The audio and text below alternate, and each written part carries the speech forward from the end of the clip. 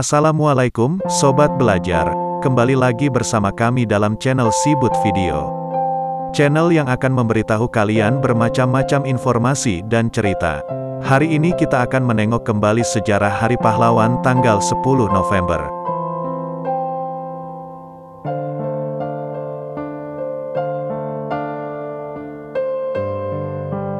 Oke Sobat, ambil kopi kalian dan simak cerita berikut serta jangan lupa untuk subscribe. Hari Pahlawan kita peringati setiap tanggal 10 November. Lalu bagaimana sejarah peringatan Hari Pahlawan? Peristiwa apa yang melatar belakanginya?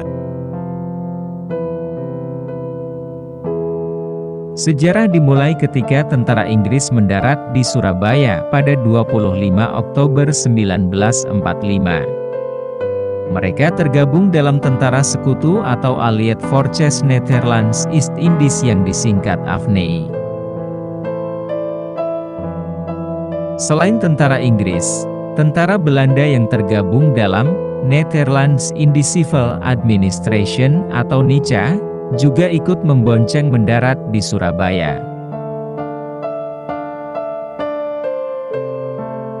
Pasukan Sekutu, yang dipimpin oleh Brigadir Jenderal Albertine Walter Soter Malabi, langsung masuk ke kota Surabaya dan mendirikan pos-pos pertahanan. Kedatangan pasukan Sekutu awalnya untuk mengamankan tawanan perang, melucuti senjata Jepang, atau menjaga ketertiban di berbagai daerah di Indonesia, salah satunya Surabaya. Namun, ternyata mereka juga punya maksud tersembunyi, yaitu membantu Belanda merebut kemerdekaan Indonesia.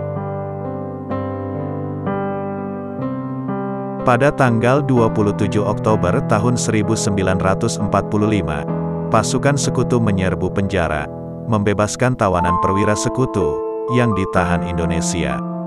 Pasukan Sekutu juga menduduki tempat-tempat vital, seperti lapangan terbang, kantor radio, Radio Surabaya, gedung Internatio, dan pusat kereta api. Kondisi itu membuat masyarakat Surabaya marah, dan semakin anti-Sekutu. Pada tanggal 28 Oktober tahun 1945, pejuang Indonesia menyerang pos-pos pertahanan Sekutu. Aspirasi perlawanan terhadap Sekutu pun juga dikumandangkan oleh Bung Tomo menggunakan radio.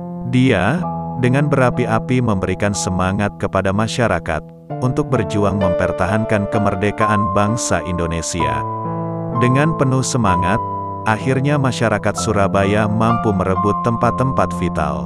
Sempat ada perundingan antara pemerintah Indonesia yang diwakili Presiden Soekarno, Bung Hatta dan Amir Syarifuddin dengan Sekutu, tapi pertempuran tetap terjadi. Pertempuran Surabaya sebenarnya dipicu insiden di Hotel Yamato. Saat itu, tentara Belanda mengibarkan bendera Belanda di puncak Hotel Yamato. Peristiwa inilah yang membuat kegaduhan di kalangan penduduk Surabaya. Presiden Sudirman bersama Sidik dan Haryono bertemu dengan tentara Belanda, WVC Ploekman di Hotel Yamato, dan meminta mereka menurunkan bendera berwarna merah putih biru itu. Namun, Ploekman menolak permintaan itu. Dia bahkan mengancam dan mengeluarkan pistol. Perkelahian di lobi hotel itu pun tak terelakkan. Ploekman tewas dicekik Sidik, dan Sidik pun tewas di tangan tentara Belanda lainnya. Sudirman dan Haryono berhasil keluar Hotel Yamato. Haryono dan seorang pemuda bernama Kusno Wibowo memutuskan untuk memanjat ke puncak Hotel Yamato. Mereka merobek warna biru di bendera Belanda, sehingga menjadi bendera berwarna merah putih.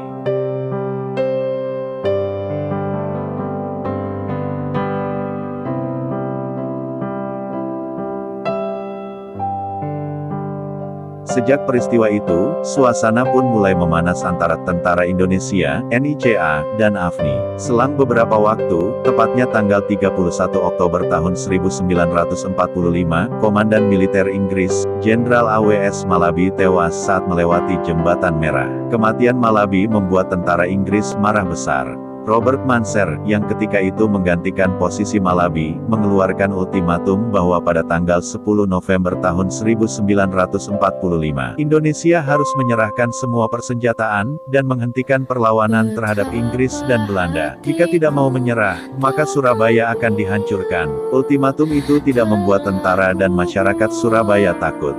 Tentara dan are-are Surabaya justru siap berperang mempertahankan kemerdekaan Indonesia.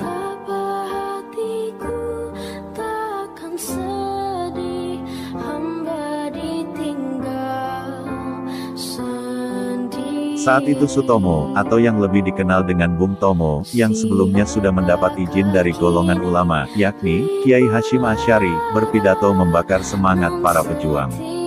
Merdeka atau mati, adalah slogan yang didengungkan Bung Tomo.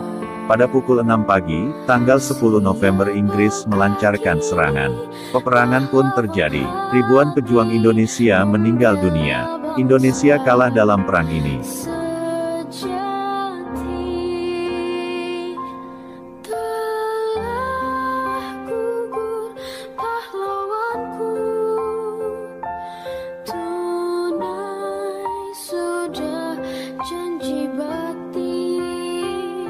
Meskipun kalah, perlawanan ini dianggap berhasil memukul tentara Inggris, dan mendapatkan perhatian internasional. Dan pada akhirnya, Indonesia tetap berhasil mempertahankan kemerdekaan. Dalam menghadapi sekutu, senjata yang dipakai pejuang tidak hanya senjata api saja, tapi juga bambu runcing.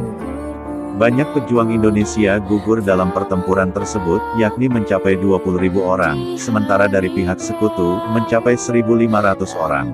Pertempuran terakhir terjadi pada tanggal 28 November tahun 1945. Semangat para pejuang dalam mempertahankan kemerdekaan membuat Presiden Soekarno menetapkan tanggal 10 November sebagai Hari Pahlawan.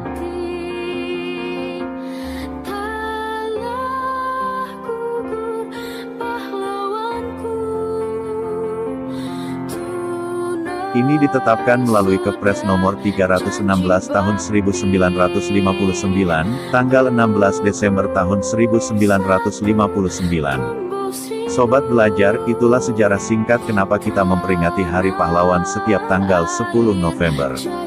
Semangat pantang menyerah dan bela tanah air adalah inti dari peringatan Hari Pahlawan.